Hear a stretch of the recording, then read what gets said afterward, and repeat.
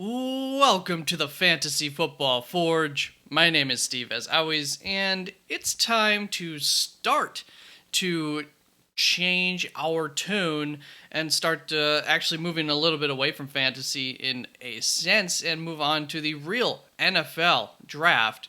That's around the corner. We're not fully there. This is a way too early 2024 even mock draft, much less the real draft, still months away. A lot of information to yet gather until that point in time, but I have been paying attention in this off season, and I'll let you know some of the primary sources for my information so far in just a little bit. At the end of the day, throughout this entire process, there is a bit of fantasy involved, and ultimately, when we do these mock drafts, this isn't even going to be my 1.0 or anything like that, but we're looking at scenarios. What happens if the draft starts out like this? If these teams end up taking these players, how is that going to impact the draft further down?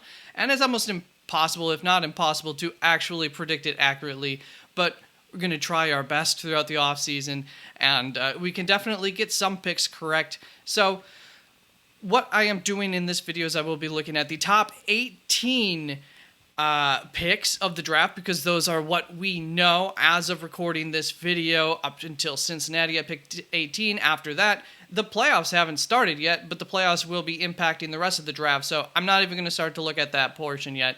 I will finish this draft after the playoffs, and I will do the final 14 draft picks based on just a continuation of this draft at that point. That'll be video part 2. So when it comes to my primary influences, I used the PFF draft board, which obviously is going to influence a little bit in what you're looking at on the board when making these picks, as well as I pay attention to the NFL Stock Exchange, which of course Sigma, one of the guys on the NFL Stock Exchange podcast, is the person who creates the PFF board. So there's a heavy influence on some of my thoughts at this point in the season on a lot of these players. But I have been paying attention to them. I have, paid attention a little bit to college. I have done some of my own scouting outside of them, and I do also pay attention to other draft-focused individuals throughout the offseason. So they're not the only influences on my opinions so far of these guys, but ultimately I am more of a toolkit, potential kind of person. That's what I like to look at for the draft. I think the NFL has been leaning towards that way, and thus I'm ultimately going to need a lot of my information is going to come from the NFL Combine, and what information we gather from that, and that's where I'm going to really be able to start to build my own board, along with putting together some of the other thoughts from people who may watch more college football that I can gather as well. That being said, a couple of things about some of the positions so far and where I see them in a couple of months. First of all, the quarterbacks. Everybody needs a quarterback. Everybody wants a quarterback. There might be some quarterback movement where some of these teams that want quarterbacks might end up having a quarterback by the time that we're in draft. Whether it's the quarterback that you want as a fan base or not, I don't know. But there's a few names that stick out as question marks, especially in the first round. Michael Penix, a lot of injury history. I don't, and that's not the only concerns for him. I don't know that he's going to be a first-round draft pick. He very well might be. He very well might not be. Bo Nix, is not the injury history. It's a fifth-year breakout kind of quarterback situation. Do you want to avoid that just because historically that hasn't come to fruition often in the NFL? Probably not. Every individual situation is different. You want to rate Bo Nix on who Bo Nix is, but that is part of his story, and he is older, and so that's going to hurt his draft stock. I don't know that he is a first-round kind of guy. J.J. McCarthy, we've seen less on tape. Michigan ran the ball a lot. I've seen some great things that I like from him. I've also seen some boneheaded moves that I like from him in just a small sample size that I've seen of him. I didn't even watch him all season long. There's question marks there. I think there's a decent chance that he might end up being the fourth quarterback off the board. So far, we feel pretty confident at this point in time who the top 3 quarterbacks are, and obviously we'll get to those in the draft. But J.J. McCarthy, for me, I think almost feels like the most likely, outside of maybe Michael Penix, kind of tied there to be going in the first round if there is a 4th, 5th quarterback going in the first round. more so than Bo Nix at the very least. Then when we look at the offensive linemen, I've got 4 offensive linemen outside of a couple of the top offensive linemen that I don't know what kind of order they're going to end up going in. Talisi, I'm not 100% sure. J.C. Latham, Amarius Mims, Troy Fontenot, all could end up getting ranked differently. I think I'm probably going to end up being pretty high on Amarius Mims compared to the others, just because, once again, I'm a potential guy, and he's one of those guys who, year one, is probably not going to be the best one out of those options to pick, to draft, but comes year 2, 3, his potential is very, very high from everything that I can gather so far. Then for the cornerbacks, I think there's still a lot of fluidity there. I'm not too sure where my allegiances are going to lie as far as the draft order, or where I'm going to, where the NFL's allegiances are going to lie. I think there's just a lot of fluidity there, so to be determined, but at the top, there's at least one name that I feel pretty confident about. That should be pretty clear in this draft. And then for the wide receivers, pretty confident in the top 3 wide receivers, that there will remain as the top 3 wide receivers. But after that, I think there's a group of 8 to 12 guys who, as of now, you could shuffle around in any which manner, and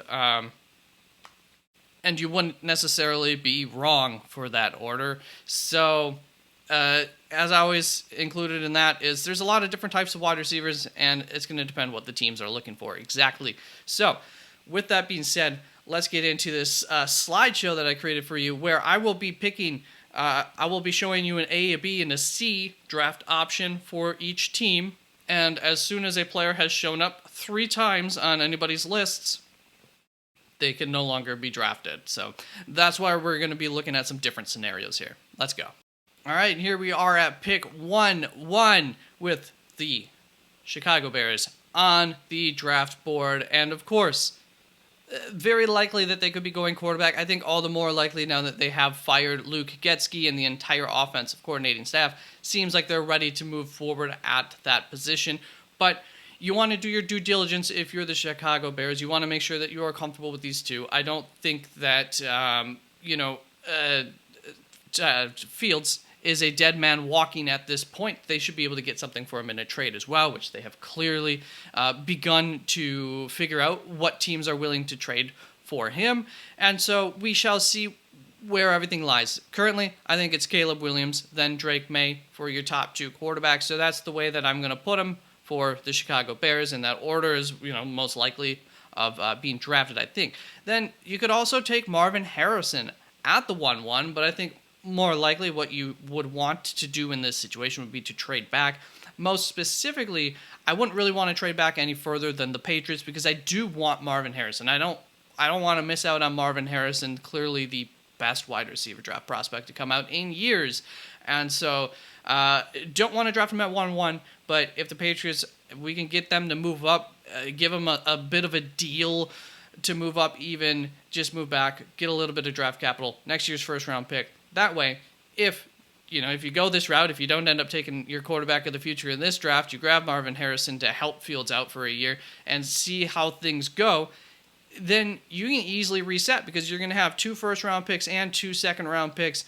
Should be easy enough next year to move into position to get your quarterback of the future if this year does not go well. Washington Commanders at pick 2 of the draft, and once again, you need a quarterback. I don't see how you pass up on the number 2 quarterback, whether that be Caleb Williams or Drake May. After that, I think it's pretty clear you need some help on the offensive line, and for me, for Eric Bieniemy's offense, the offensive tackle that I'm going to be grabbing would be Olu Fashanu. I'm not even going to try to pronounce his name.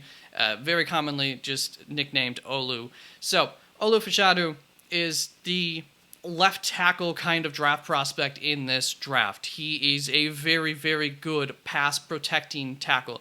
The issue with him compared to a different tackle like Joe Alt is maybe not as well rounded in terms of the running game, but very highly athletic, and once again, very good in the pass coming out, pass protection. So I think personally for the Washington Commanders, he's the tackle that would fit them the best if they chose to go that route. I don't know why you would go that route, though, when you need a quarterback. Then, at pick 1.3 here, we have the New England Patriots. Once again, Caleb Williams, Drake May, if they were available, you would take them. I'm not expecting them to be available, so that's why I just put them in the same category on this list. But then I do think, even though you may be taking them a little bit earlier than you would want to in the draft, with the amount of teams that need quarterbacks, I don't think you want to risk moving back and then hoping that Jaden Daniels, you can get him at the 7th spot or something if you were to trade back. So I think you take Jaden Daniels here at 3 if you're New England, most likely scenario. And if you're not feeling that, if you think it's too early for him, if you like some of the guys that you might be able to move up for late first round or early second round, whatever, and get, then Joe Alt, go offensive tackle. I think that they need some help on that offensive line. That's pretty evident. And so in this scenario, I chose Joe Alt for the Patriots just because he's a little bit more well-rounded, and I don't think that they want to give up on the run game. But at the same time, the new head coach coming in. So Belichick won't be there any longer. So that strategy, that could change very much depending on the coaching staff that comes in. Let's move on to pick 1.4 with the Arizona Cardinals. And, of course, if Marvin Harrison's still available, which I think there's a pretty good chance that he will be, going back to the Patriots, I don't think that they should be taking Marvin Harrison. I don't like that pick. That's why I didn't put him in the top 3 there. But obviously very much a possibility, and so I will keep my ears open for the likelihood of that as draft scenarios go on later on in the draft season. But for now, doing this a little bit based on my personal feelings as well, and I just don't think that that would be the right path to go for the Patriots. But we'll see if they're interested in that or not. Obviously, not one that you can completely ignore if you're the Patriots organization. Then also, if Marvin Harrison's not there, I still think Malik Neighbors very much worth it here for Arizona. I think that they need another weapon. They're going forward with Kyler Murray, and so let's fill out this wide receiver room, give him the proper weapons to succeed, and that would be Malik Neighbors as well. For me, would be worth it. And then if nothing else, on the defensive side of the ball, Dallas Turner, I think, is going to be the best edge rusher in this class. I think could be a worthy pick for Arizona. I think they need help in that edge room, just help in that defensive side with some studs. They filled out the roster very nicely last year. They're going to have another good amount of draft capital in this draft this season, and so you start to look for some of those higher upside guys to fill out that roster and hope that other guys will settle in and also be good contributing players. Let's move on to pick 5 of this draft with the Los Angeles Chargers. Once again, if Marvin Harrison were to be here, then I think that you take him, and same with Malik Neighbors. However, I am very much on board with taking Brock Bowers over Malik Neighbors here as well for Los Angeles. It's kind of a 1B, 2B situation for me. I really like Brock Bowers for Justin Herbert because he really seems to like his tight ends. So I think that would be a great match. I also think if you want to go Brock Bowers and you're the Chargers, especially if there's still some teams who want a quarterback at this point in the draft, if Jaden Daniels is still available and teams are calling up for him, feel free to go back in the draft a little ways and still get Brock Bowers. I don't think there's a whole lot of tight end needy teams and there's going to be other positions that I think that a scenario where Brock Bowers falls in this draft is very, very likely. He is a tight end. We know how that goes, but Chargers are one team that I really like him for. So let's move on to pick 6, going on to the New York Giants, who I chose the offensive lineman Joe Alt. Once again, very fluid all in all for offensive lineman, but I think offensive lineman, very, very likely scenario here for the New York Giants. Also, of course, wide receiver, very, very likely scenario. I have Marvin Harrison definitely being gone by this point, so Malik Neighbors still might be available in that situation. Go right ahead, grab him, perfectly fine. And, of course, if Jaden Daniels is still available for New York Giants, that's on the table. That's an option on the table. We'll see, what they decide to do, but we probably won't know until draft day exactly what they decide to do. But if he's still available, he's good enough that you might want to just go for it if you're a New York Giants. And let's move on to the Tennessee Titans, where once again, offensive line, very, very important to them. And so I still have Joel potentially being available here. By the way, at the end of this video, I will show you the top 18 results, and then you'll see a mock draft for Once again, not my 1.1 mock draft, but you'll see the results of this draft if we were to play this out, picking based on priority here. And so offensive lineman Joe Alt, I think, very, very much in play here, or just offensive line in general for the Titans, very, very much in play. So is wide receiver, once again. Giants, Titans needs pretty similar here, and I just think they're a little less likely to take a quarterback, probably going to give Will Levis a year here, but we'll see. New coaching staff coming in might have different opinions on things like that. But Rome Odunze, very, very skilled, talented, high-end wide receiver in this draft, probably a top 10 pick in this draft. And enough said there, they need help at the wide receiver spot, I think, very clearly. And then on the defensive side of the ball, too, they need some help. And I think that cornerback Nate Wiggins is your most traditional cornerback. I know currently Cooper DeJean higher up on the PFF board, but I view him more as the safety type, maybe nickel. And frankly, we've seen it with a Brian Branch just last season. Oftentimes, those players just aren't valued as highly by the NFL as draft community, as just fans want to think sometimes these players are for their talent level. So to me, Nate Wiggins is if you're looking for a cornerback, which is what I think Tennessee would be looking for, the guy that they would draft. And there you go, a little bit about Nate Wiggins and why you're not going to see Cooper DeJean for a little while in this mock draft yet, if you're a PFF draft board kind of follower. Then at pick 1.8, if quarterback Jaden Daniels is still available and you're the Falcons, you need a quarterback, I think you very, very much go that route. If not, I think it's too early to be looking at those other guys currently based on what I think of those players and what a lot of people think of those players. So I'm not going for any of the other quarterbacks if Jaden Daniels is gone.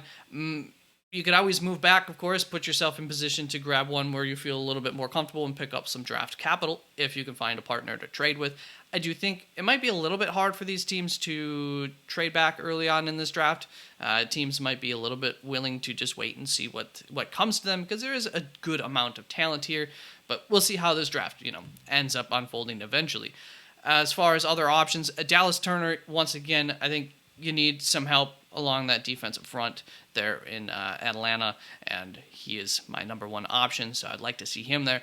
And if nothing else, you could use another wide receiver there. They have a lot of good offensive talent, but let's round that out. And for whoever our quarterback's going to end up being, or whoever we may have brought in to be our quarterback, which might be the route that the Falcons go for, a bridge quarterback for in the short term. Let's get him one more weapon in Rome Odunze. Why not? I think that could be absolutely devastating for other defenses if you can get a guy who can get the ball out to them, of course. Now let's move on to pick 9, which brings up the Bears yet again on the board.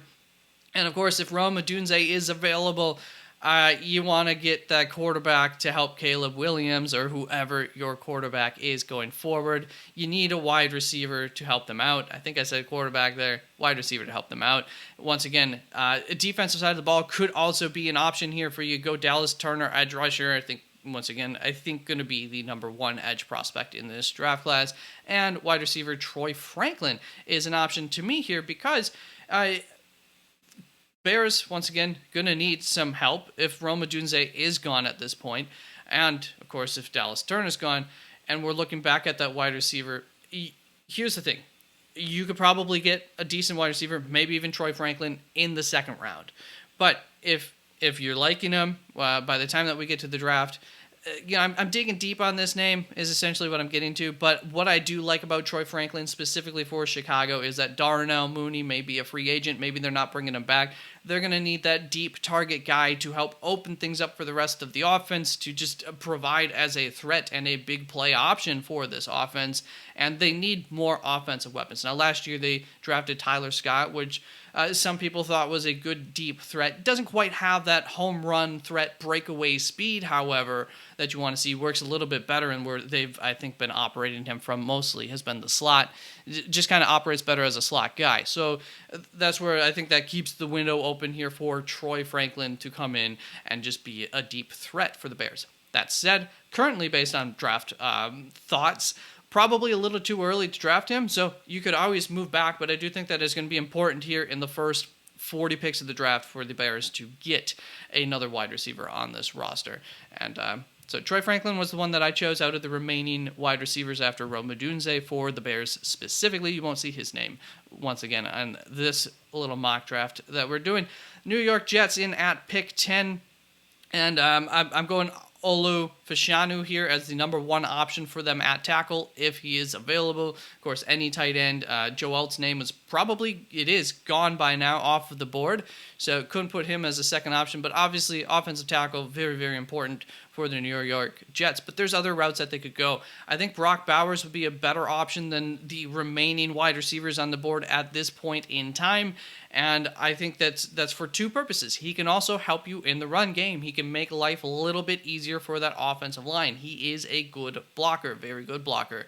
And so you like that from Brock Bowers, but he's going to serve the two purposes, the two things that you're looking for in the first 2 rounds of the draft, and you don't really have a second round draft pick.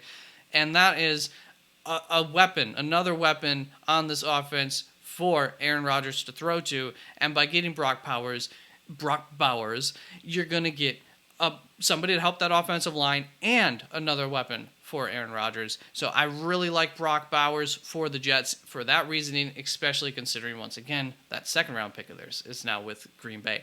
Then, if nothing else, Brian Thomas Jr. I think would be a very, very good wide receiver option for the New York Jets to take. And let's move on to pick 11 here with the Vikings. Once again, cornerback. I know they invested in some cornerbacks last year, and I know you could argue that they did well this season, but I think a lot of that had to do with the draft scheme, the defensive scheme, which I think was very much built because they did not trust their cornerbacks. How much they might trust them at the end of this season here would determine if they really truly feel like they need a cornerback or not. But I still think that they need help along that defense. So Nate Wiggins, Jerzon Newton were the top 2 defensive guys that I thought, based on the board, would make sense for them. I think, and I could have gone, a Jared Verse, La'o Tulatu here, one of the Dallas Turner maybe if he's still an option. I could have gone with one of those defensive ends as well. I just felt like they're a little bit stronger at D-end than they are on the internal of that defensive line, so that's why I went Jerzon Newton. But as always, fans of these teams, you know these teams better than anyone. Feel free to voice your opinions, and I will be listening. And, of course, finally, they need a quarterback. And to me, for the Minnesota Vikings, if you're going for a quarterback, I think J.J. McCarthy might be a very, very good option for them and what they're looking for. So that is why I chose J.J. McCarthy here as a potential pick for the Vikings at pick 11. Of course, another situation where if they do want a quarterback in the first round and they're not too afraid of him going this early, you can always try to trade back. Always an option. Let's move on to pick 12. And for the Broncos, I think that they could use some help there getting to the quarterback. Jared Verse was the best defensive end edge rusher. I put DE. It should be ED. Edge rusher here against the available on the board. Cornerback Nate Wiggins still available. Thought I would rather go D-end or edge rusher here if I was Denver, but Nate Wiggins also an option. They need help in that secondary. It could build a formidable defensive unit here with just a couple of pieces. And finally, I thought once again they do need some quarterback help as well. J.J. McCarthy I thought would be the pick for them if they were going. Let's move on to pick 13 with the Raiders. And Olu, still in this scenario, a possibility to be available on the board. Have only drafted him by 2 teams up until this point. So Olu or if anybody else is available, offensive tackle in general here, I think very much an option for the Raiders. But if Olu is still available, I think that's a clear cut. You drafted him. And then, of course, they do still need some help along that defensive line just to help Max Crosby out in general. I think that fans are a lot more happy with what they have there than they were at the beginning of the season. Some guys might have come along. They performed pretty well down the stretch. Still think that they need some help there, and so I chose Jerzon Newton to come in and help, but could be an edge rusher as well. And then, of course, I think the Raiders would be more of a Michael Penix possibility here is what I'm just thinking myself here. So I chose Michael Penix as the quarterback. They obviously you're going to need a quarterback of some sort. So if they felt that he's worth a first rounder, could definitely see that scenario.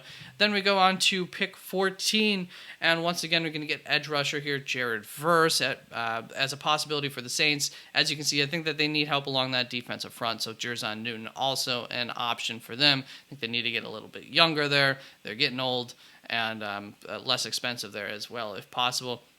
And then I think they need help on the offensive line. So Talisa Fuaga was the guy that I chose, but like I said, there's a lot of names that technically could be in this place of Talise, but offensive line, defensive line, I think is where you're going to probably see the Saints go, and there should be plenty of options for them to choose from at that point in the draft. Then we've got Indianapolis Colts, and at pick 15, once again, we see Talesi Fuaga, Marius Mims, J.C. Latham. We see all those offensive targets. To make this a little bit... Sorry, Colts fans. I might have shafted you a little bit here. I probably just could have put offensive tackle there. But I didn't want to do that with this draft, how I did it. I wanted to put real names there. I think very likely that the Colts could go offensive line, obviously, and in this scenario, that's what I did for them. But ultimately, where my mindset was for the Indianapolis Colts was just that I want to get some help there for Anthony Richardson. I want to try to keep him healthy. I want part of the analysis here between these three was looking for a guy who could help him downfield as well. I want him taking less hits, whether he's on the run or in the pocket. And so I think it's very important to get an offensive lineman high up in the draft here for Indianapolis, but there's obviously other ways that they could go. Then let's move on to pick 16 with the Seahawks, and I think Michael Penix Jr., very, very possible, likely pick here, or quarterback in general, let's just say, here for Seattle. And so that is currently what I picked, but I also, once again, as I said in the beginning of the draft, think that it's very, very possible that these guys are not going to be viewed, especially by the NFL, as first-round picks. Edge rusher, hey, look, I got it right this time. Laiatu Latu. Look, if he's still available at this point in the draft, he might not test out the greatest, but he is probably coming in with the best set of just tools that he's shown on the field as far as a pass rusher goes, and that goes a very, very long ways. That's something that I want to include in my edge rusher rankings a little bit more this season than just the physical traits, is, how do they utilize those tools? And so Latu, if he's still available at this point in the draft, it's a shame this is the first time that his name is appearing, but that is the route that I went this time around, because my concern is that the medical red flags for a guy like Latu, he was medically retired from football or forcefully, whatever. It's a big situation for Latu, and it's something that could push him down the draft board. A guy who was probably going to be a guaranteed top 10 pick if that wasn't a part of his whole profile here coming into the draft.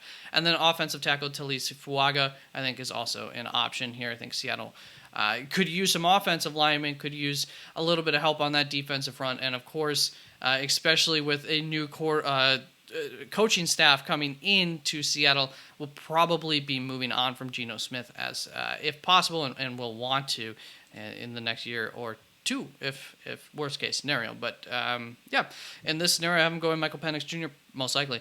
Then pick 117. I've got Brian Thomas Jr., wide receiver for the Jaguars. Big 6'4". I didn't mention that earlier for him. Wide receiver, primary kind of guy. That's why I thought he was a good fit for the Jets. Also, I think a good fit for the Jaguars. Quite possibly in this scenario, obviously, I would say not re-signing Calvin Ridley, instead deciding to draft a guy like Brian Thomas Jr. So I like that in that scenario. Then Cooper DeJean, I drafted safety Brian Branch to the Jaguars plenty of times last offseason.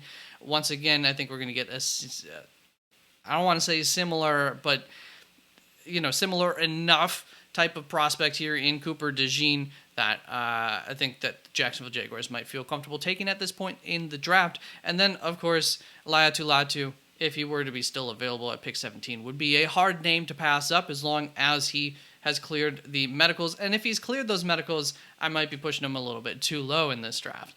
Then we've got pick 18, the final pick of this little mock draft, and then I will show you the complete mock draft on the screen. But the Bengals are up on the board next year. And if Brock Bowers is still available, I can't imagine a better landing spot for him. Once again, going to be able to help across the offensive line, which is still something that, as you can see from my next two picks, offensive tackle, J.C. Latham, I think higher than Marius Mims specifically for the Bengals, because I do think that J.C. Latham coming into the NFL is the more polished, ready-to-go prospect, and the Bengals are in that window already, so I don't think that they want to waste time developing their first-round offensive tackle pick, if that's the route that they go, which would be more of a Marius Mims bag of, he's a guy who a team could choose to sit for a few weeks to start the season, maybe not even start him right out of the gate.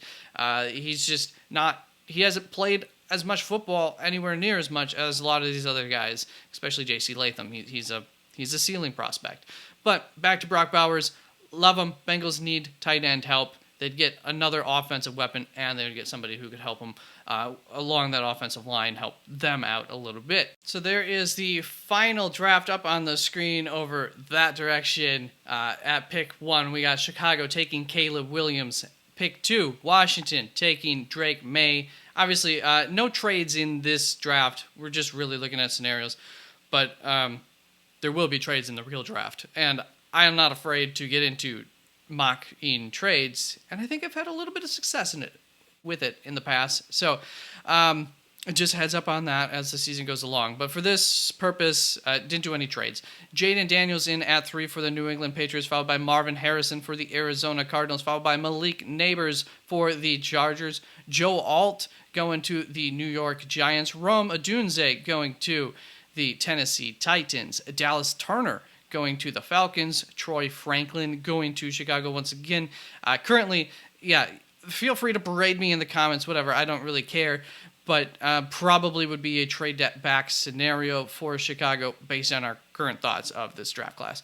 Then Olu Fashanu going at pick 10 to the New York Jets. Nate Wiggins going to the Minnesota Vikings. Then we've got the Denver Broncos at pick 12 taking Jared Verse, followed by Jerzon Newton at pick 13 to the Las Vegas Raiders.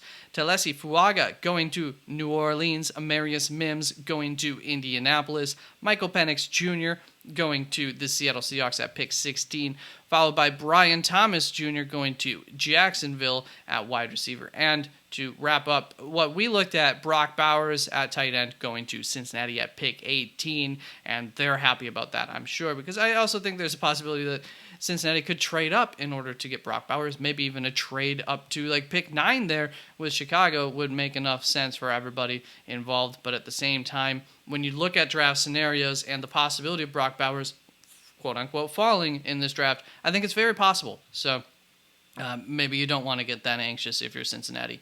Then after that, if you want to look at the rest of this draft, I did just finish it out. You got Cooper DeJean going to Green Bay Packers, would make a lot of sense. I also like Amarius Mims to the Green Bay Packers. I think he's right up their alley of what they like to draft. Then, not only because he's a Georgia prospect, just because he's also a highly athletic prospect. Laiatu Latu going to Buccaneers, very happy about that. Kool-Aid McKinstry, Arizona, you couldn't be more happy with Marvin Harrison and Kool-Aid McKinstry, I don't think. J.C. Latham going to the Rams, they need help there. Terrion Arnold at cornerback going to Pittsburgh. Jordan Morgan going to the Dolphins, kind of more of a guard prospect than a tackle prospect as he's listed, most likely. Kamari Lassiter going to Philadelphia. And I will have to look into the Dolphins and make sure that they're not like set at guard and they truly just need a tackle only. But I know they need help along that offensive line. Kamari Lassiter going to the Philadelphia Eagles. Devontae Walker, I think, offers Kansas City out of the guys that are still available a deep threat kind of option. So I think that could go a long ways there. Then Emeka Egbuka, given up on some of the other guys that they have in their slot. He is a slot wide receiver going to Houston in this scenario. Kenyon Mitchell going to the Lions. He seemed to be the best pure cover cornerback available, and I think that's exactly what the Lions really need help with in that secondary. It's just covering guys. A shutdown guy would be huge, and I think that could be Kenyon Mitchell. Hopefully I'm pronouncing his name correctly. Keon Coleman going to the Buffalo Bills there. I think that would be, kind of a prototypical wide receiver one kind of option that they might need some help with there. Braylon Trice at edge going to Dallas. Just kind of, I think mostly a best player available type of pick I did there, and that was my thought. And then Troy Fontenot going to San Francisco, and Xavier Legette going to Baltimore, trying to give them who I think maybe is the most OBJ like. OBJ seems to be doing really well in that system for them, so that's the type of wide receiver I want, kind of an intermediate to deep threat who can get open in man coverage. So I'm not 100% sure that that's Xavier Legette, but from what I could look at, it seemed to be a good option there out of the guys available. Expected to go in this range. So there you go. That is it for my first mock draft of the year. And once again, I will finish this from picks 19 through 32 in a part 2 of this draft after the Super Bowl has concluded. Peace out. Don't forget to please like, comment, and subscribe.